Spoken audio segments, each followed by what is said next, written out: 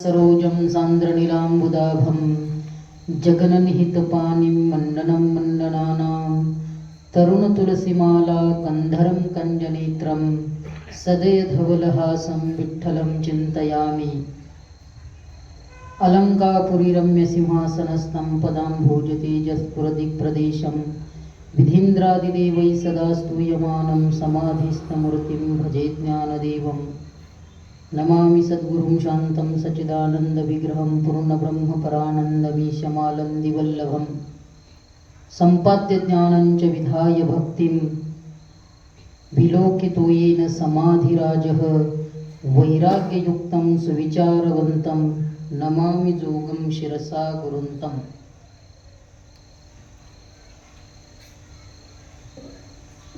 कृपया परयाविष्टो विषिदन्निदमब्रवीत् दृष्ट्वेमं स्वजनं कृष्ण युयुत्सं समुपस्थितम्। आपलं दर सोमवारी नित्य ज्ञानेश्वरीचा पहिल्या अध्यायाचं चिंतन चालू आहे।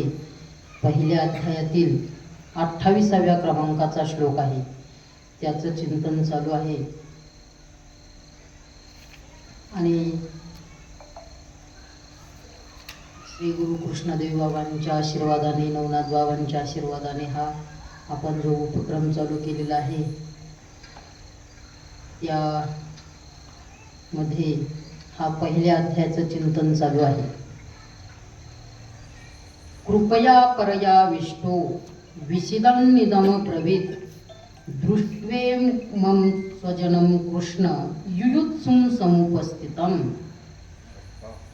याचा अन्वय पहा। परया कृपया अविष्टः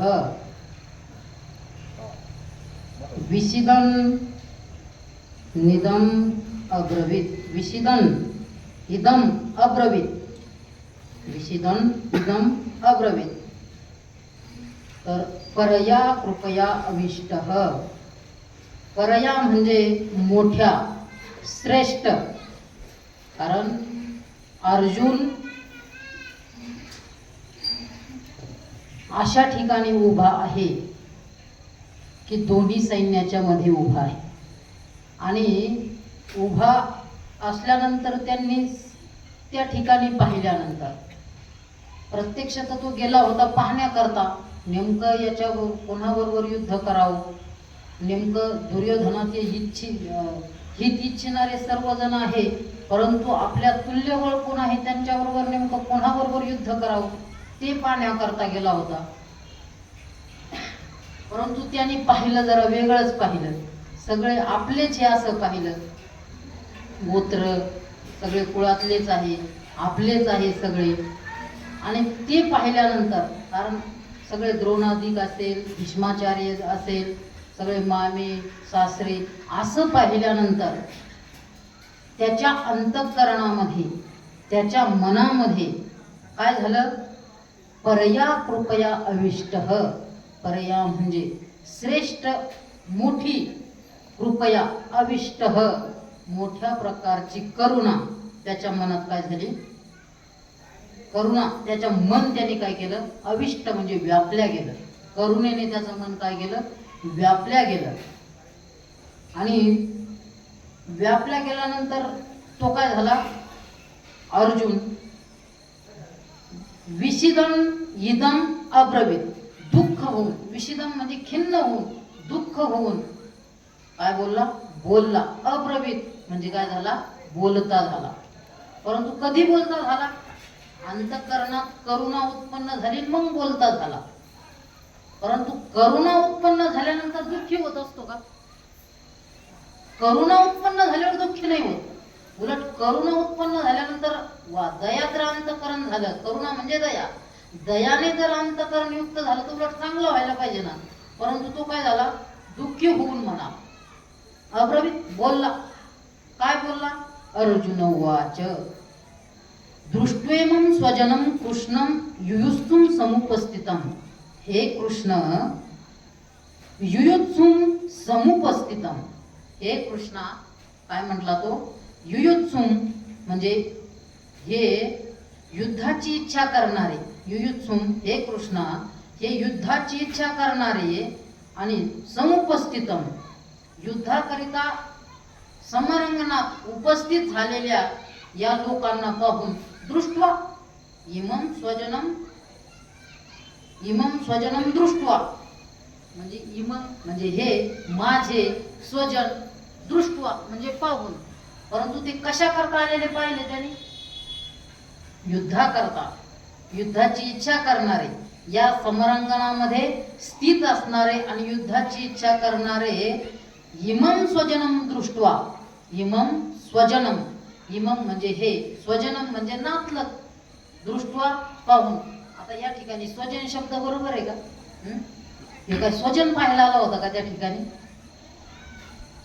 वास्तविक पाहता या ठिकाणी त्यांनी काय म्हणायला पाहिजे होतं, शत्रू, परंतु त्यांना काय म्हटला तो, स्वजनम दृष्ट्वा, पाहून. काय झालं?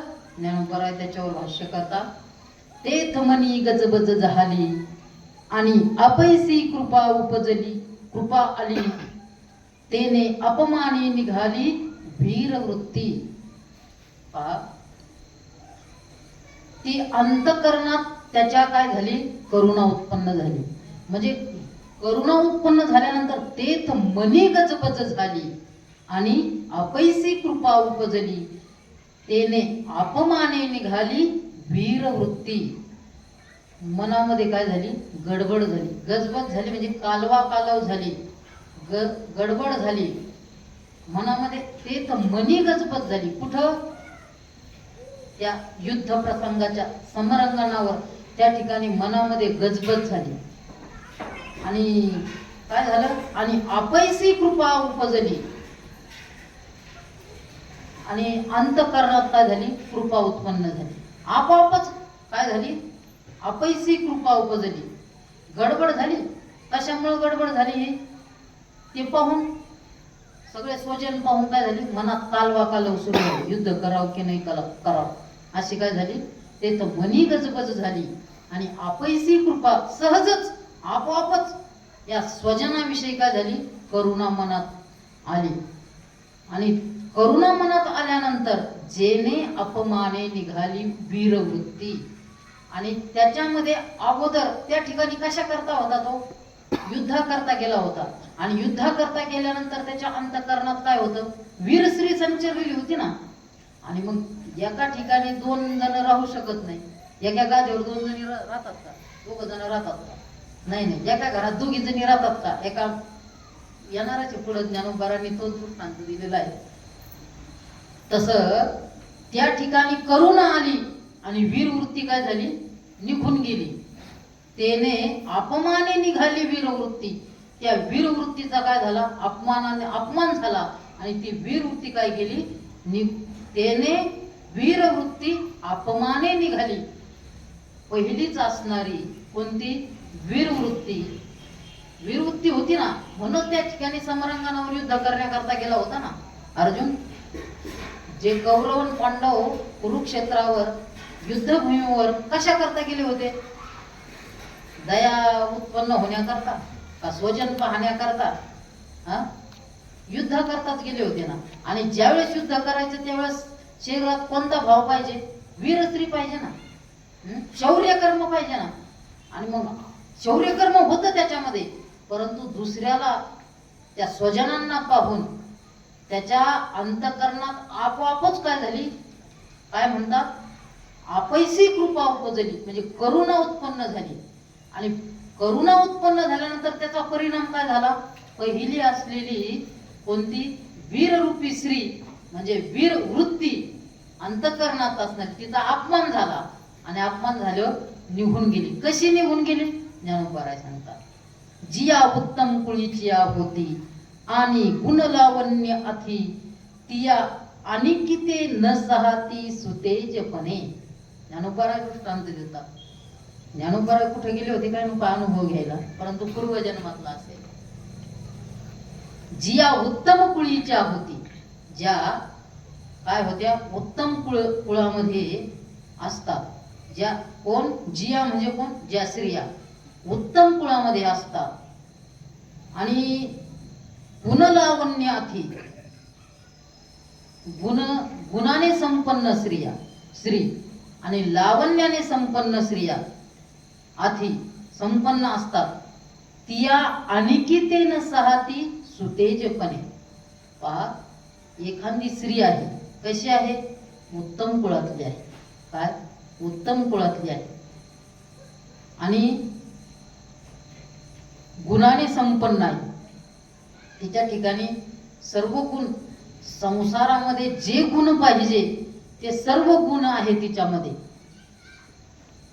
पाकशास्त्र म्हणा, संसार कसा करायचा, कोणत्या ठिकाणी कसं सामोरं जायचं, कोणत्या ठिकाणी कसं बोलायचं, अशा प्रकारचं सर्व गुणाने संपन्न असणारी.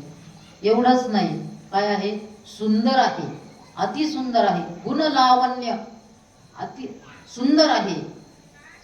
एवढ्या 3 विशेषणाने संपन्न असणारी स्त्री असेल आणि तिया अनिकितेन सहाती सुतेजपणे. एवढ्याने जरी सुंदर असेल, परंतु जर अशी जर स्वाभिमानी जर स्त्री असेल, स्वाभिमान असतो ना तिला कशाचा? एक तर उत्तम कुलात आहे, दुसरं तिच्या ठिकाणी गुणही आहे आणि ती काय आहे? सुंदरही आहे. आणि मग असं असताना जर त्या बाबाने दुसरी आणली, काय दुसरी जर आणेल, तर ही पहिली जी असणारी स्त्री ती दुसरीला सहन करते का?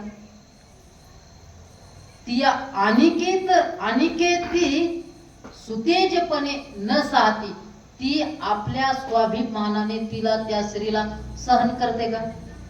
सहन नाही करणार. समजा एखादा पुरुष आहे, त्याला चांगली पातिव्रत्य धर्माचं आचरण करणारी स्त्री प्राप्त झालेली आहे. तिचा पतीविषयीच भाव आहे आणि ती स्त्री कशी आहे? एक तर चांगल्या कुलातली आहे, गुणाने संपन्न आहे, सुंदर बी आहे आणि त्याने दुसरी घरात आणली. ती अशी जी स्त्री आहे ती तिला सहन करेल का? तिला ती सहन करत नाही. कारण ती सुतेजपणे म्हणजे स्वाभिमानाने अनिकेती न सहाती, ती तिचा काय करत नाही? स्वीकार करत नाही. केलाही असता, काय केलाही असता, जर याच्यातलं एखादं विशेषण नसेल, तर जर ती चांगल्या कुलातील नसेल तर ती म्हटली असते जाऊ द्या, आता काय आली आहे ना तर राहू द्या, दुसरं एक पद घ्या. समजा ती चांगल्या कुलातीलही आहे, परंतु तिच्या ठिकाणी गुणच नाही, काही करून घालायण्याकरता तिच्याकडे सामर्थ्यच नाही. म्हणून ती म्हटली नाही नाही, आपल्याला कामच होत नाही, आपल्याला आता काही काम होत नाही, पण बरी झाली ही आली, ही काम धंदा करेल. सहन केलं असतं. कुलातील जर चांगल्या कुलातील असेल आणि गुण नसेल तरी तिने तिच्या सवतीचा काय केला असता? स्वीकार केला. जाऊ द्या, कुलवानही आहे, काय गुणवानही आहे, परंतु जर सुंदर नसली तर, सुंदर नसली तर जाऊ द्या, आपण सुंदर नाही म्हणून या बाबाने काय केली? दुसरी आणली असती, तिलाही स्वीकार केला. परंतु ही अशी स्त्री आहे की ती कुलवानही आहे, ती गुणवानही आहे आणि सुंदरही आहे. अशी असणारी स्त्री जर असेल आणि त्या बाबाने जर घरात दुसरी आणेल, तर ती स्वाभिमानाने त्या घरातून एक तर निघून जाईल, नाही तर आपल्या जीवाचं काही बरं वाईट करेल. ती अनिकिते न सहाती सुतेजपणे म्हणजे स्वाभिमानाने तिचा ती काय करणार नाही? स्वीकार करणार नाही. तसंच झालं ना.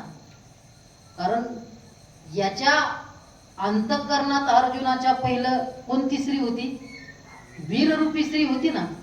एक रूपक केलेलं आहे आणि मग वीररूपी स्त्री होती आणि त्या ठिकाणी काय झाली? करुणा आली.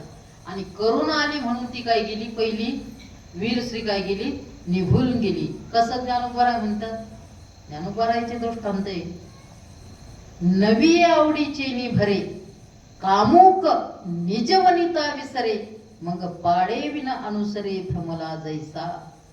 ज्ञानोबराय म्हणतात नवी आवडीचे निभरे, कामुक नवी आवडीची निभरे निजवनिता विसरे. परंतु कोण म्हटलाय? सर्वसामान्य नाही. कोण? ज्याच्या अंतःकरणामध्ये कामाविषयक आसक्ती आहे, कामुक पुरुष, कामासक्त पुरुष, ज्याचं अंतःकरण कामनेने काय झालेलं आहे? आसक्त झालेलं आहे. विषयाविषयी त्याची काय आहे? आसक्ती आहे. असा कामुक नैवे आवडीची निभरे. पहा, जसा एखादा कामलंपट पुरुष, त्याला जर एखादी नवी आवडीची ने भरे, म्हणजे एकदम नवयौवन अशी स्त्री जर प्राप्त झाली, तर तो तिच्या काय करतो? प्रेमात पडतो. नवी आवडीची नि भरे. भरात आपल्या निजवनिता विसरे. काय? आपली जी स्वतःची धर्मपत्नी, निज म्हणजे स्वतःची धर्मपत्नीला काय करतो? तो विसरतो. आणि मग पाडेविना अनुसरे भ्रमला जैसा. पाडेविना म्हणजे तिची योग्यताही नाही, तरीही वेडा होऊन ती म्हणेल तिच्याप्रमाणे तो काय करतो? अनुसरण करतो. पाडेविना अनुसरे, भ्रम होऊन तो काय करतो? तिच्याप्रमाणे, ती म्हणेल तिच्याप्रमाणे.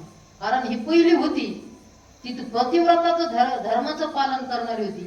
परंतु ती जरी पतिव्रता धर्माचं पालन करणारी असेल, कारण अर्जुन काय होता? क्षत्रिय होता ना. आणि क्षत्रियाचा धर्म काय आहे? क्षात्रवृत्ती. ती क्षात्रवृत्ती त्याचं पातिव्रत म्हणजे ती क्षात्रवृत्ती त्याची मुळाची होती ना. परंतु आपोआपच त्याच्या ठिकाणी काय आली? करुणा उत्पन्न झाली. तशी ही. आणि मग त्या करुणेनुसारच तो बोलायला लागला, तिच्यानुसारच वागायला लागला. ही वीर स्त्री दिली सोडून. तसं एखादा कामुक मनुष्य जरीही ती पतिव्रता असेल, ती आपल्याला जरी अनुसरत असेल, परंतु हा काय करतो? नवी आवडीची निभरे. नवतारुण्यात स्त्री जर प्राप्त झाली, तर तिची योग्यता जरी नसेल, तरीही तो भ्रमलेपणे अनुसरे. ती जसं म्हणेल तसं काय करतो? वागू लागतो. हे दृष्टांत आहे. अजून एक दृष्टांत दिला ज्ञानोबांनी. किंवा की तपोबळे वृद्धी पातलिया भ्रंशी बुद्धी मंगतया विरक्तता सिद्धी आठवेना. संसारिकाचा दृष्टांत दिला ज्ञानोबांनी, संसारी माणसाचा आणि एखाद्या साधूचा, योग्य साधूचा. आतापर्यंत हे दृष्टांत दिला एक. कोणता? निजवनिता विसरे, जी उत्तम कुळीची होती, परंतु एखादा साधू आहे, एखादा महात्मा आहे. की तपोबळे वृद्धी, किंवा एखाद्या तप सामर्थ्याने काय केलेली आहे? तप केलेलं आहे. तपोबळे वृद्धी काय केली? वृद्धी सिद्धी हे काय केली? प्राप्त केली. आणि पातलिया भ्रंशी बुद्धी, पातलिया भ्रंशी बुद्धी मग तया विरक्तता सिद्धी आठवेना. कारण एखादा तप कशाला करत असतो? मोक्ष प्राप्त करण्याकरता, देवाला प्राप्त करण्याकरता तप करतो. परंतु त्या तप करत असतानाच त्याला काय प्राप्त होतं? तपाच्या सामर्थ्याने वृद्धी प्राप्त होते, रिद्धी सिद्धी प्राप्त होते. आणि मग रिद्धी प्राप्त झाली, पातलिया रिद्धी पातलिया भ्रंशी बुद्धी. बुद्धी काय होते? भ्रंश होतो. बुद्धी काय होते? त्या मोक्षापासून म्हणजे त्या देवापासून काय होते? भ्रष्ट होते. आणि मग त्याला विरक्तता सिद्धी आठवेना. मग त्याला जे विरक्ती आहे, विरक्तता रूपी सिद्धी आहे, म्हणजे वैराग्य रूपी सिद्धी सुद्धा आठवतच नाही.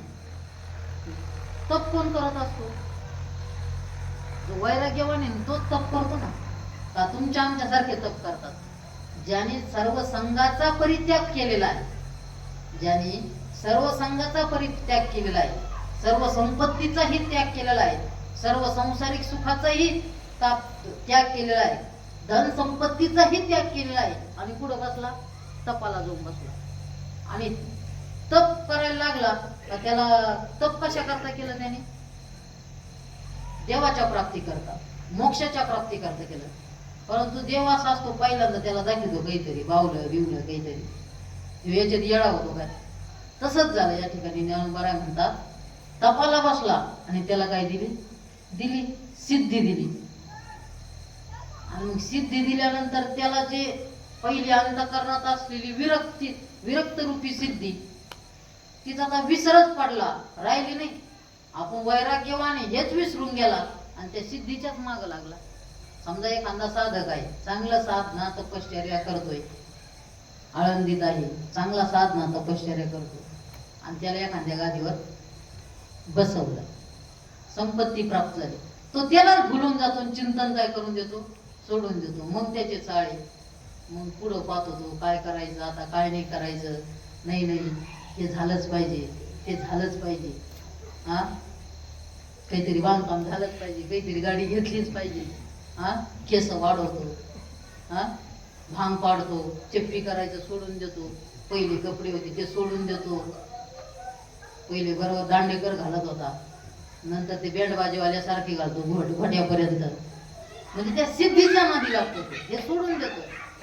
आणि मग ते विरक्तता सिद्धी, वैराग्य त्याला काही आठवतच नाही, तसं त्याला झालं म्हणतात. कसं तसं झालं म्हणतात. कसं, जसं त्या स्त्री आल्यानंतर, दुसरी आल्यानंतर पहिलीला विसरून गेला, तप करत असताना वैराग्याला काय गेला, आठवून गेला, त्या सिद्धीच्या माग लागला. कारण सिद्धी लागे पिसे कोण तया पुसे, हा नेने राज हमसे पाणी काय, हा सिद्धी तर काय. म्हणूनच म्हटलेलं ज्ञानोबाराने काय, सज्ञानाचे झोंबे कंठी नाना संकटी नाचवी, काय आहे, जो सज्ञान आहे, ज्ञानी आहे, हे तर काय याच्यात आकळून जातात बाकी संसारी लोक, परंतु जो सज्ञानी आहे, ज्ञानी आहे, त्यांच्या कंठाला झोंबतात. ह्यो कसं कुठपर्यंत जातो, तो का तिथं अडकला, संपला, पुढं जातच नाही. मग तसं अर्जुनाचं झालं. कसं, तैसे अर्जुना तेथ झाले, असते पुरुषत्व गेले, जे अंतकरण दिधले कारुण्यासी. तैसे अर्जुना तेथ झाले, अर्जुनाला तेथ झाले, कुठं, त्या युद्धभूमीवर, संग्रामाच्या जागेवर. असते पुरुषत्व गेले, म्हणजे त्याच्या ठिकाणी जे धैर्य होतं, पुरुषत्व होतं. काय पुरुषत्वाने आपण काय करू, आपली गेलेलं सगळं काय आहे, आपला झालेला अपमान असेल, आपली गेलेली संपत्ती असेल, हे सर्व आपलं जे गेलेलं राज्य असेल, ते काय करून घेऊ या इच्छेनं आला होता. परंतु असते पुरुषत्व गेले, जेथ अंतकरण कारुण्यासी दिदले. आणि जे अंतकरण म्हणजे मन कारुण्यासी दिदले, आणि त्याने अंतकरण कोणाला देऊन टाकलं, करुणेला देऊन टाकलं. आणि मग करुणेला अंतकरण दिल्यानंतर कसं झालं त्याचं, ज्ञानोबा म्हणतात, पहा, देखा मंत्रज्ञ बरळू जाये, मग तेथ का जैसा संचारू होये, तैसा तो धनुरध धर महामोहे आपळीला. देखा, पहा, ज्ञानोबा म्हणतात, देखा म्हणजे काय, पहा, मंत्रज्ञ बरळू जाये, मग तेथ का जैसा संचार होय. एकांता मंत्रज्ञ म्हणजे मंत्र जाणणारा, मंत्रज्ञ म्हणजे काय, मंत्र जाणणारा जर असेल, बरळू जाय, मंत्र जाणणारा बळरळतो, बरळायला लागला, तसं मग तेथ जैसा संचार होय. जर एखादा मंत्रज्ञ आहे आणि मंत्र जाणणारा जर भ्रमिष्ट होऊन जर बरळायला लागला, मंत्र जर चुकीचे यायला लागले, तर मग तेथ जैसा संचारू होय.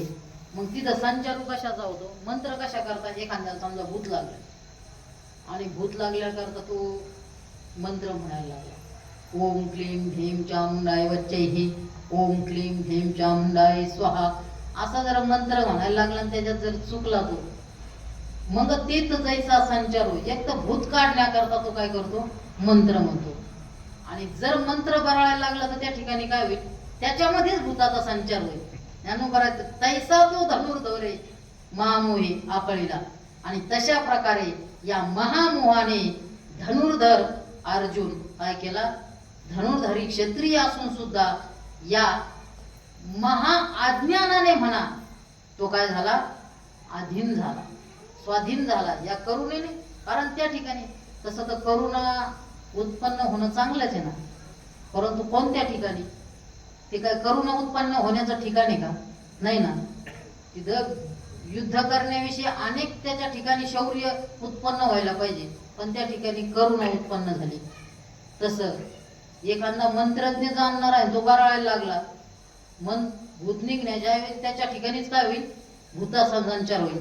तशा प्रकारचा हा त्याच्या ठिकाणी महामोह उत्पन्न झाला आणि त्याला काय केलं, त्या महामोहाने आकळलं. म्हणून आणि आकळल्यानंतर काय झालं, ज्ञानोबा म्हणून असता धीरू गेला, हृदयात रावो आला, जैसा चंद्रकळी शिवतला सोमकांतू. आणि मग त्याच्या ठिकाणी हा मोहने उत्पन्न झाला आणि त्या मोहाने काय केलं, म्हणून असलेला धीर, असता धीरू गेला, असलेला धीरू म्हणजे धैर्य, त्याचं काय केलं, निघून गेलं. आणि हृदयात राव आला, हृदयामध्ये काय आले, द्रवता आली, म्हणजे त्याचं हृदय काय झालं, कोमल झालं, द्रवता आली त्याच्या ठिकाणी. त्याच्या ठिकाणी पहिलं अंतःकरणात असं होतं की यांना मारीन आणि यांना असं करेल तसं करेल, ते सगळं निघून गेलं. कशाप्रमाणे, जैसा चंद्रकळी शिवतला सोमकांतू, जैसा चंद्रकळी सोमकांतू शिवतला, जसा की जो चंद्रकिरण सोमकांतू मणी आहे, सोमकांत मणी असा असतो, त्या मण्याला जर चंद्रकिरणाचा स्पर्श झाला तर तो काय होतो, त्याला पाझर फुटतो. एरवी तो कठीण असतो, परंतु त्याला जर चंद्रकिरणाचा स्पर्श झाला तर त्या याला काय फुटतो, पाझर फुटतो.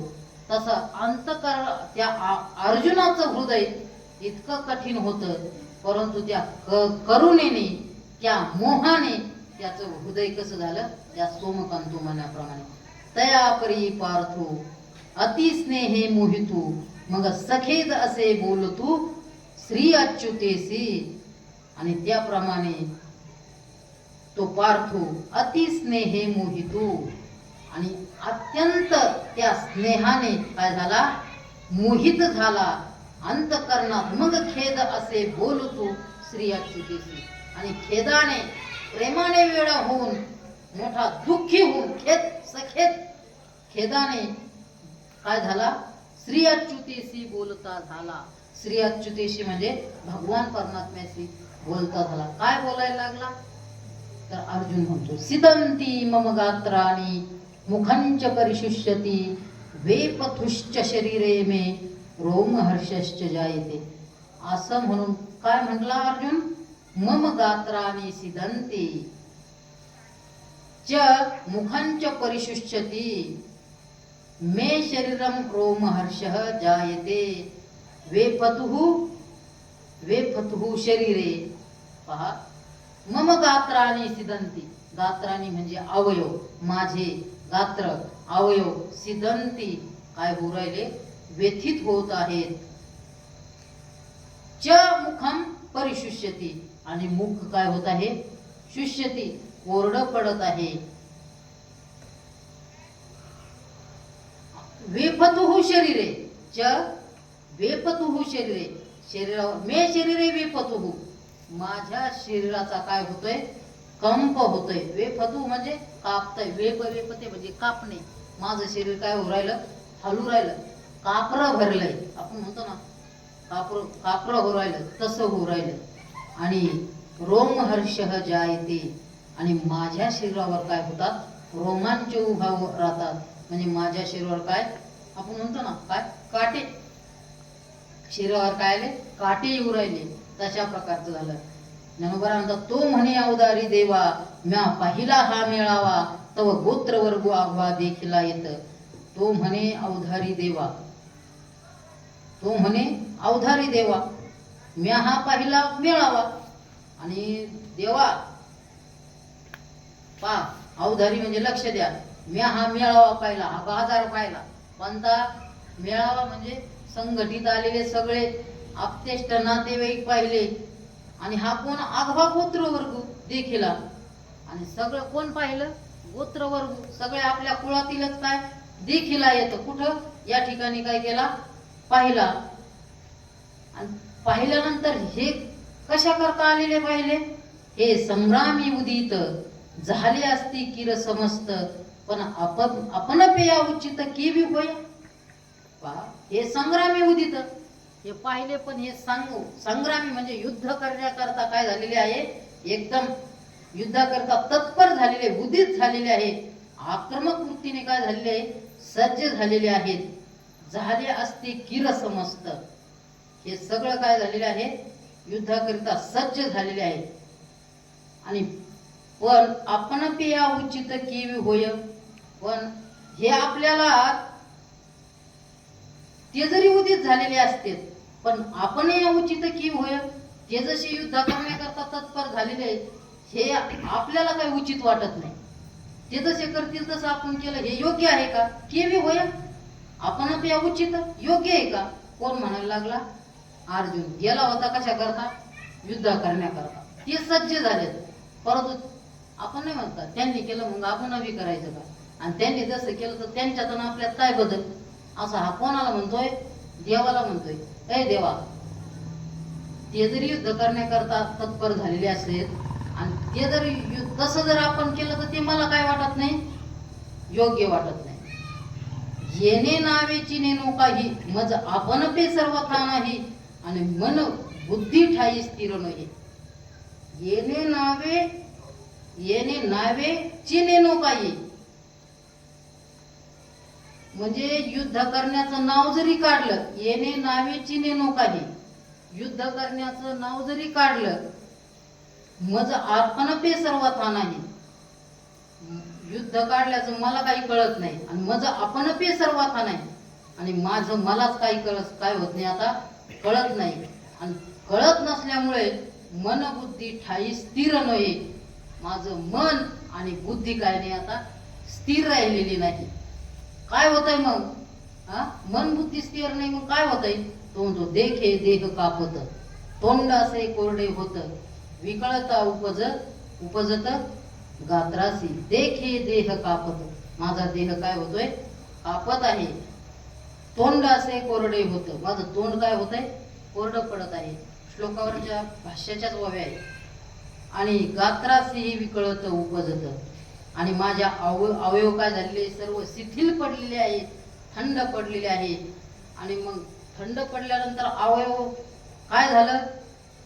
अर्जुन म्हणतो गांडीवम स्रंसते हस्तात त्वक्चैव परिदह्यते नच शक्नुम्यवस्थातुम भ्रमती वचमे मनहा.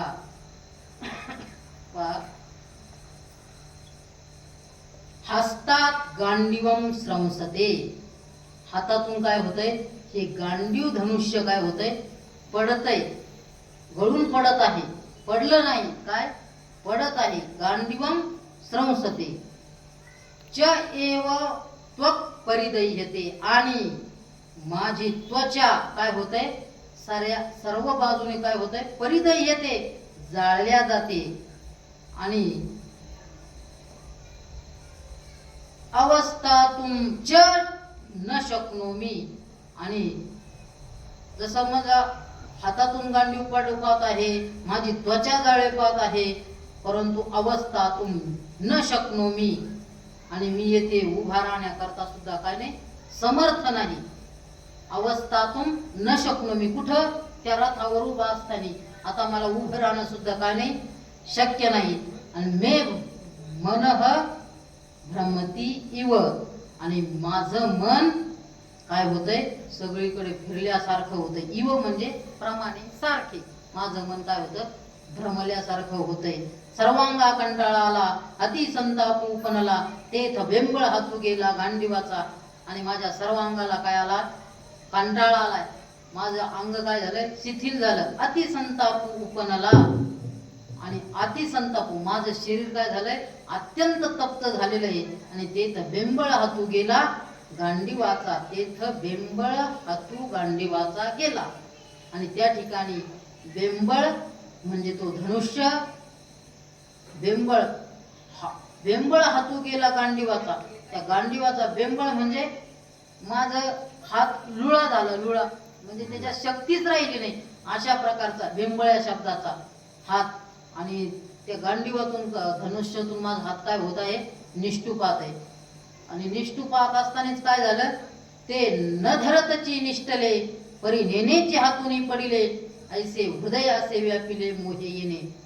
आणि मग असं होत असताना ते नर धरतीचं निष्ठले, न धरताच ते काय गेलं? निष्ठून गेलं. परी नेनेची हातून पडले, नेनेची हातून पडले. ते कधी पडलं? हेनेनीची हातून पडिले परिनेनीची, मी जाणलंच नाही ते माझ्या हातून कधी पडलं. ऐसे हृदय असे व्यापिले महामोहे, महामोहे येणे महामोहे ऐसे हृदय व्यापिले. आणि या महामोहाने त्या अर्जुनाचं काय केलं, हृदय व्यापलं. हृदय व्यापलं महामोहाने. पण ते हृदय कसं होतं, ज्ञानोबा त्या हृदयाचं वर्णन करतात. जे वज्रापासून कठीण, दुर्धर अति दारुण, तयाहुन असाधारण हे स्नेह नवल.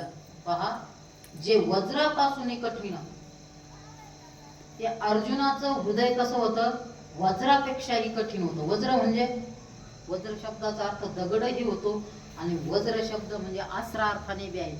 जे इंद्राच्या हातात जे आहे त्याला काय म्हणतात, वज्र आहे. आणि ते कोणत्या ऋषीच्या हाडाचं वज्र आहे, ते दधीच्या ऋषीच्या हाडाचं वज्र आहे. आणि ते वज्र इतकं कठीण आहे, इतकं कठीण, त्या कठीण वज्रासारखा अर्जुनाचं काय आहे, हृदय. जे वज्रापासून कठीण, अति दुर्धर दारुण, वज्राही पेक्षा कठीण असणं हृदय ते. आणि दुर्धर अति दारुण, अत्यंत दुर्धर. कशा करता, अति दारुण म्हणजे शत्रूला मारण्याविषयी अति दारुण आहे. अति दुर्धर, दुर्धर म्हणजे धरण्यास योग्य नसणार, न आकळणार अशा प्रकारचं, वश न होणार आहे, कुणालाही न वश होणार अशा प्रकारचं दुर्धर असणार हृदय.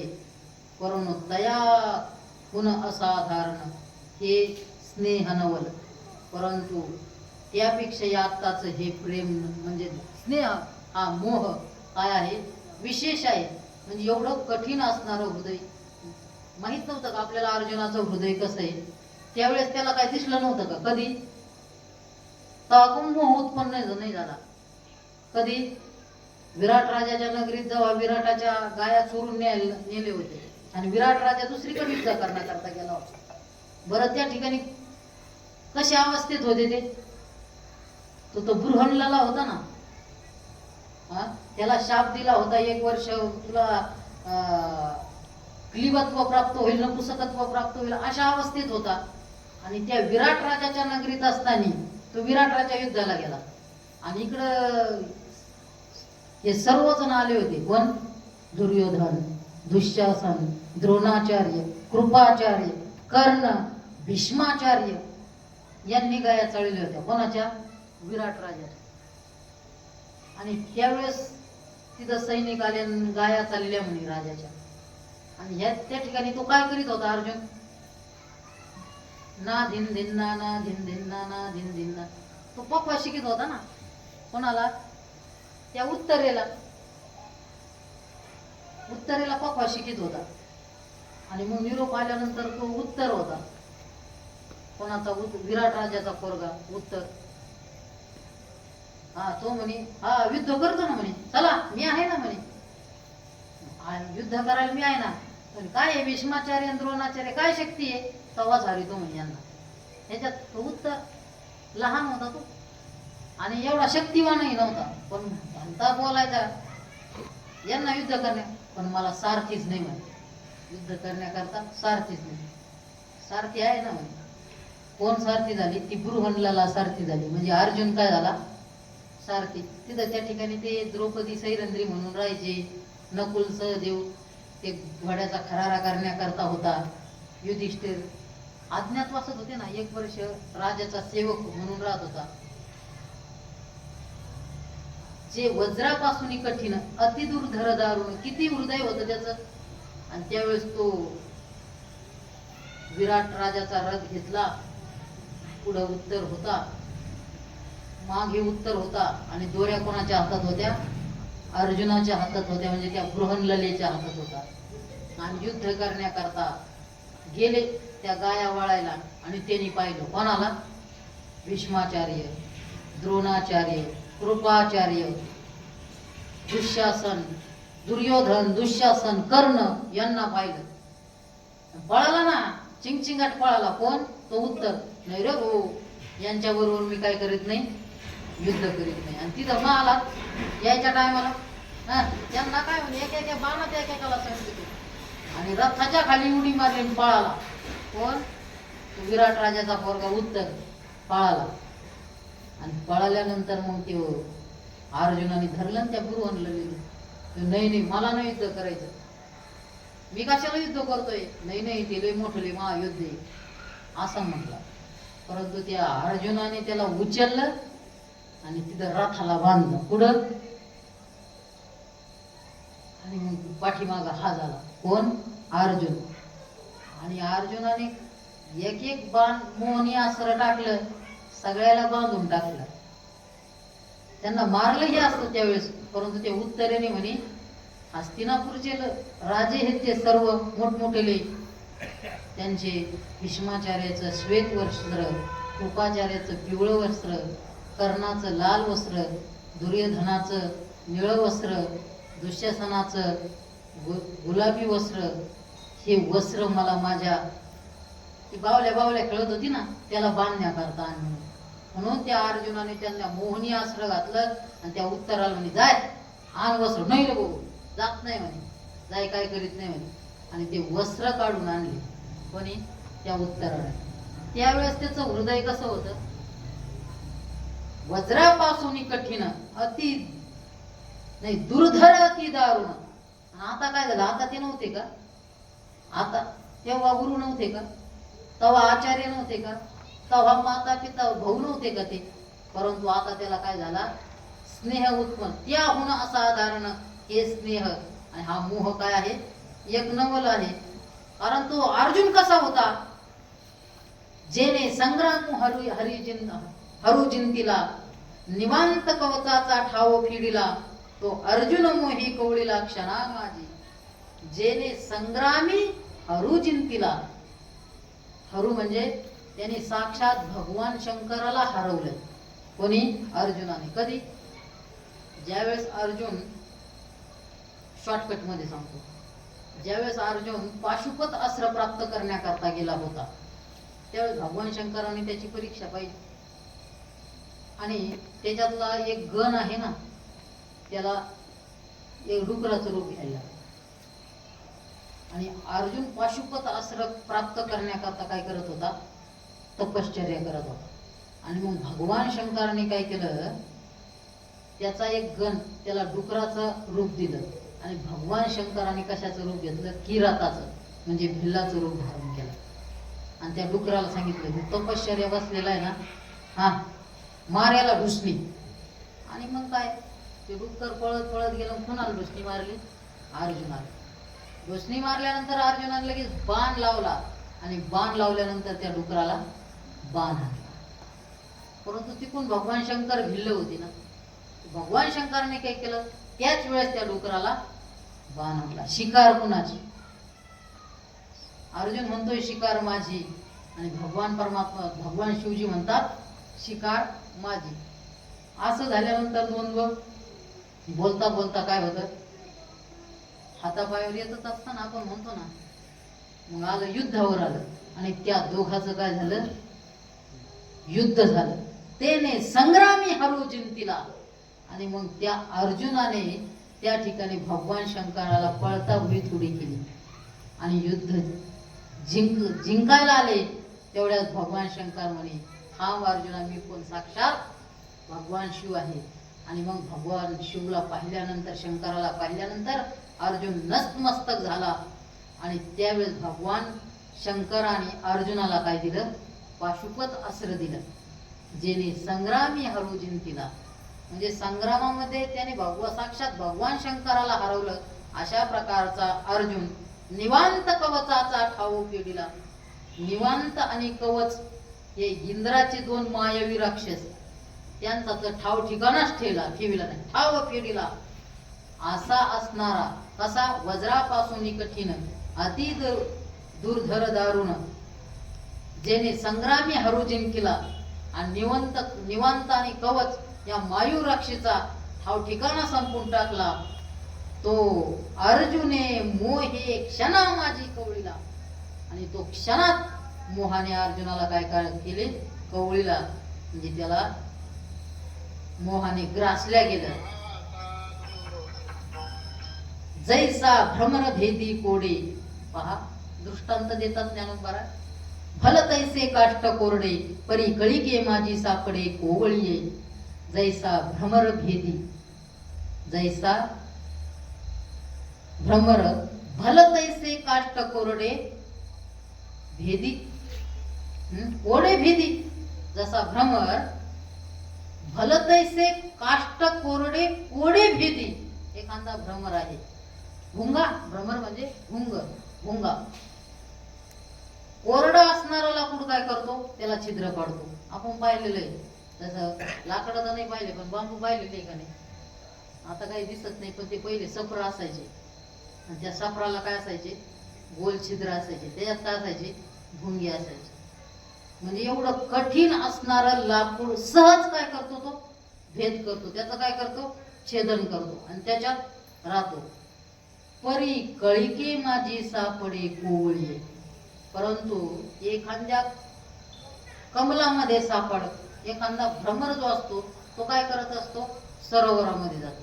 तिथं कमळाची फुलं असतात आणि ते मकरंद सेवन करण्याकरता जातो कमळाच्या फुलाचा.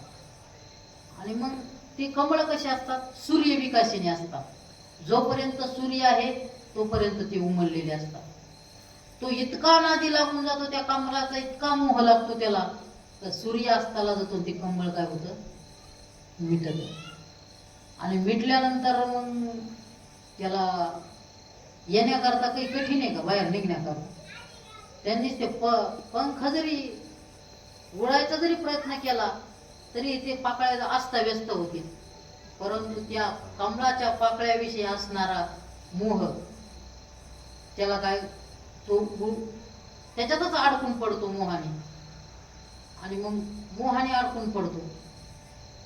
मग त्याला असं वाटतं, ते उत्तीर्ण होईल प्राणे, परी ते कमळ जर चिरून येणे, तैसे कठीण कोवळपणे स्नेह देखा. पहा, तो देखा स्नेह कसा आहे त्याचा.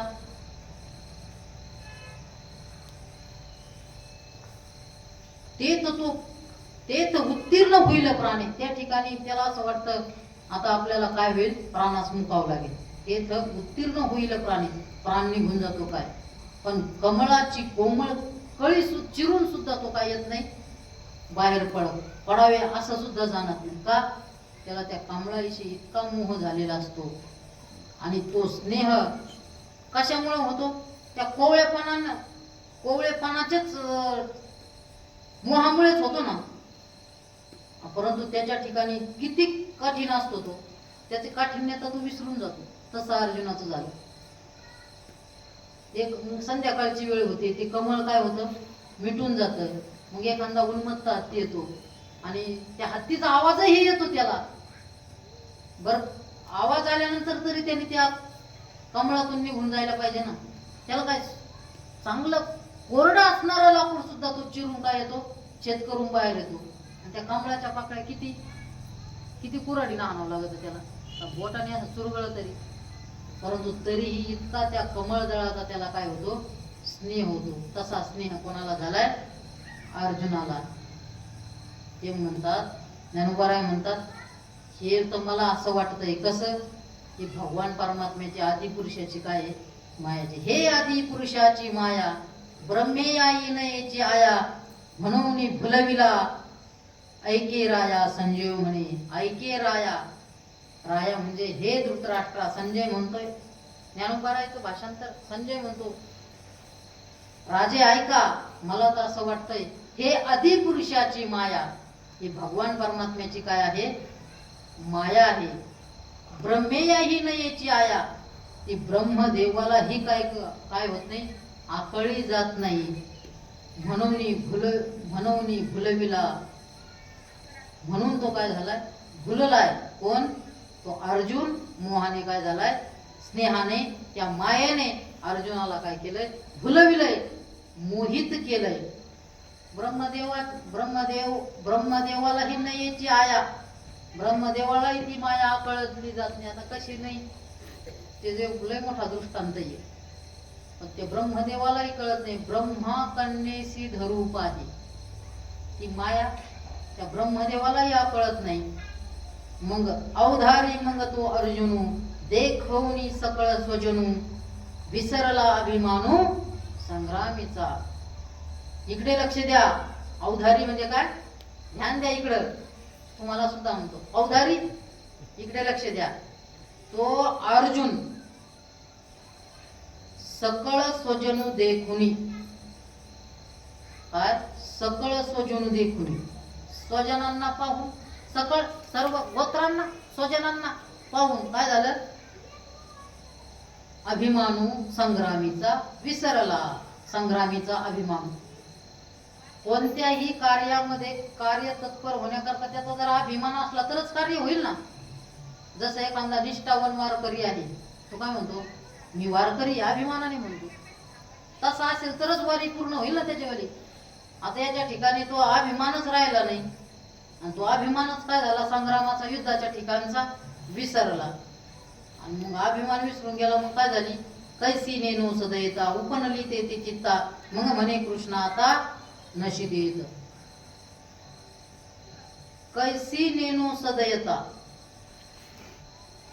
आता त्या ठिकाणी, त्याच्या ठिकाणी कसं, त्याच्या ठिकाणी सदयता, त्याच्या ठिकाणी कशा प्रकारची दया उत्पन्न झाली? कारण अर्जुन तर असा होता, तो क्षत्रिय होता, शूर होता, धर्मज्ञ होता, ज्ञानी होता. तरीही त्याच्या चित्तेथे चित्ता उपनली सदयता. कशा प्रकारची त्याच्या ठिकाणी सदयता, त्याचं दयाद्र अंतकरण झालं, करुणा उत्पन्न झाली. काय कळना. मग म्हणे कृष्ण आता नसिजेत. मग अर्जुन म्हणतो, काय म्हणतो? येत नसिजे कृष्णा, आता इथं नको. पुढं त्या युद्धामध्ये मला उभा सुद्धा राहावं वाटलं. नसिजे येत कृष्णा आता. मग म्हणे नसिजे येत, हे कृष्णा या ठिकाणी मला आता काय उभा सुद्धा काय होत नाही, उभा राहा सुद्धा वाटत नाही. माझे अतिशय मन व्याकुळ होतसे वाचा बरळ जेत वधावे हे सकळ येणे नावे. माझे, तो म्हणतो, हे वधावे सकळ येणे नावे, माझे अतिशय मन व्याकुळ. असं म्हणजे यांना वधावं हे म्हणण्याने सुद्धा, येणे नावे असं म्हणण्याने सुद्धा माझं मन काय होतंय? व्याकुळ होतंय. होतसे वाचा बरळ होतसे. आणि वाचा ही काय होती? बरळायला लागली. आता हे सगळं बरळणच आहे ना. कारण तो गेला कशा करता होता? युद्ध करण्याकरता. आणि युद्ध करण्याकरता गेलेला असताना त्या रणभूमीवर त्या ठिकाणी काय म्हणतोय? इथं गेल्यानंतर असं झालंय, सिदंती मम गात्राणी मुखंच परिशुष्यती वेपतुष्टचे शरीरे मे बेंबळ हातो गेला माझं न धरतेची सुटले. हे बरळणच ना. त्या ठिकाणी तिथं म्हणायला पाहिजे होतं, चला युद्ध करू आता. परंतु हे सगळं तो काय करू राहिला? बरळू राहिला. वेळ झाली का? निमित्तानि च पश्यामि विपरीतानि केशव न च श्रेयोनु पश्यामि हत्वा स्वजनमा हवे. पहा, केशव विपरीतानि निमित्तानि पश्यामि. मी जरा विपरीतच लक्षण पाहतो या ठिकाणी. तो काय म्हणतोय? त्या ठिकाणी मला जरा विपरीतच लक्षणं दिसते. म्हणजे तो विचार करायला लागला ना, अरे यांना मारलं तर काय होईल? यांच्या स्त्रिया विधवा होतील, मुलं काय होईल? अनाथ होतील. हे काय होऊ राहिलं?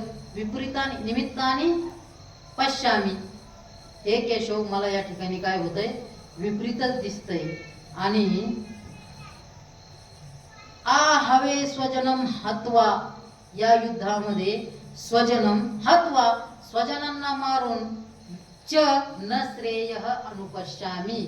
आणि मला या ठिकाणी या स्वजनाला युद्धामध्ये मारून, आपल्या कुलातल्या भावांना मारून श्रेय न अनुपश्यामी, मला माझं हित काय होत नाही, दिसतच नाही. न कौरवाज या कौरवाजनी वधावे तरी युधिष्ठिराधिका का न वधावे. हे येर येर आगवे गोत्र जामचे. ते भगवंतालाच प्रश्न करायला लागला. कोण? अर्जुन. काय म्हणतो माहिती का? आता या कौरवा जरी वधावे, या कौरवाला मारणं योग्य आहे ना, हे आहे, तरी युधिष्ठिरा का न वधावे. जसं कौरवाला मारणं योग्य आहे, त्यामुळे युधिष्ठिरा का दिका का न वधावे. मग या युधिष्ठिर, भीम, नकुल, सहदेव यांना तरी का मारावे? हे येरा गोत्रज आमचे, हे आमच्यातले सर्व काय आहे? गोत्रज नातेवाईक आहे ना. म्हणून जळो हे झुंज, प्रत्या नये मज, येणे काय काज महापापे. म्हणून तो युद्ध ते जळू द्या. म्हणून झुंज हे जळो, हे युद्ध ते काय म्हणतो त्याला काढी लाव.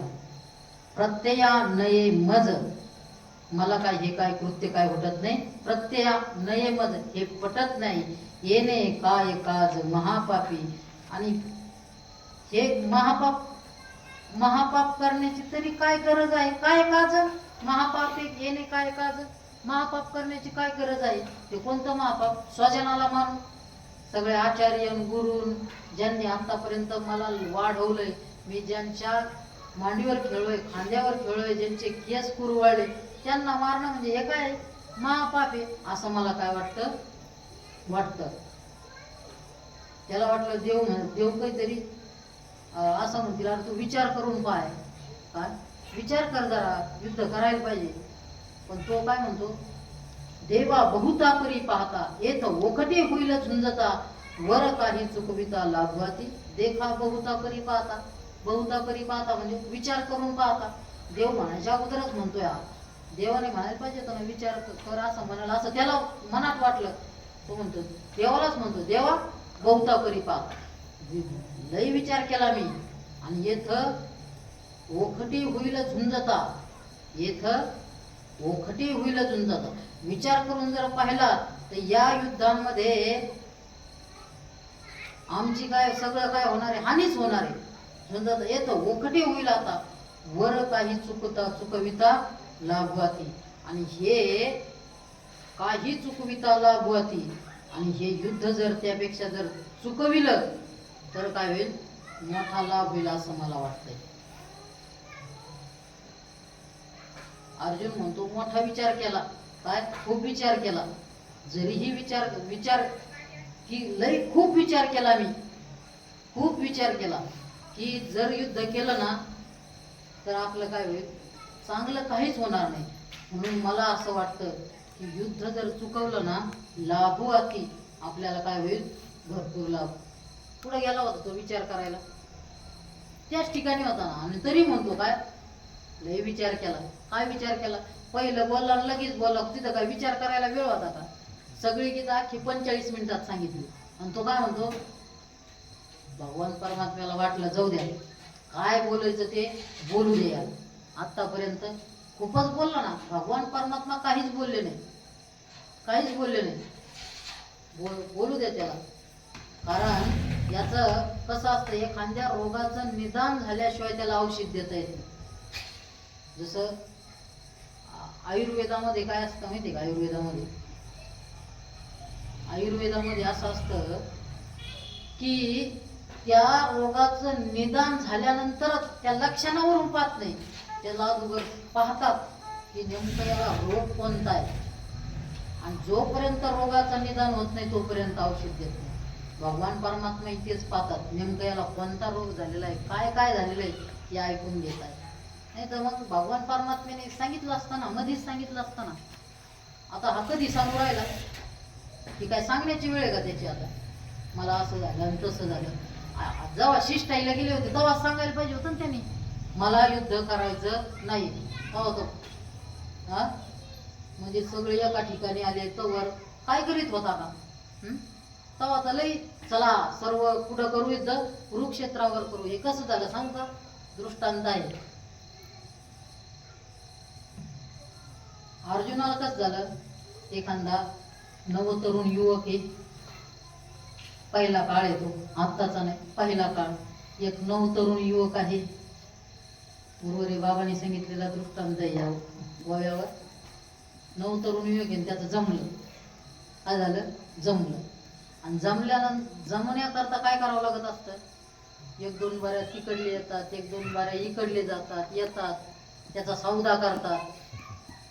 बाजारातला बैल असल्यासारखा उभा करतात, सौदा करतात. बाबांची भाषा आहे, सौदा करतात. आणि सौदा केल्यानंतर त्यांचं ठरतं, सगळं तारीख ठरते, काय होतं कुंकू होतं, साखरपुडा होतो, लग्नाचा टाइम येतो, बवल्यावर उभा राहतो काय, आणि मग म्हणतो तो एखाद्याला बोलून घेतोय मोठ्या माणसाला त्या घरातल्या. मला असं वाटतंय काय, मला असं वाटतंय या संसाराच्या मोहात पडणं काय नाही, योग्य नाही. मला असं वाटतं कुठंतरी जावं, वैराग्य प्राप्त झालंय थोडंसं, भगवान परमात्म्याशिवाय पर्याय नाही. मी एखाद्या साधूच्या आश्रमात जातोय, कधी बावल्यावर उभा राहिल्यावर तसं झालंय अर्जुनाचं. नेमकं तिथं जाऊन उभा राहिला ना, आता म्हणतो का मला युद्ध करायचं नाही. भगवान परमात्मा थांबतो, ऐकून घेतो, तुला काय करतो ऐकून घेतो, आणि मग काय घेतो, दवा देतो. अजून भगवान परमात्मा ऐकूच राहिले, किती काय ते पहा. पुंडलिक वरदा हरी विठ्ठल श्री ज्ञानदेव.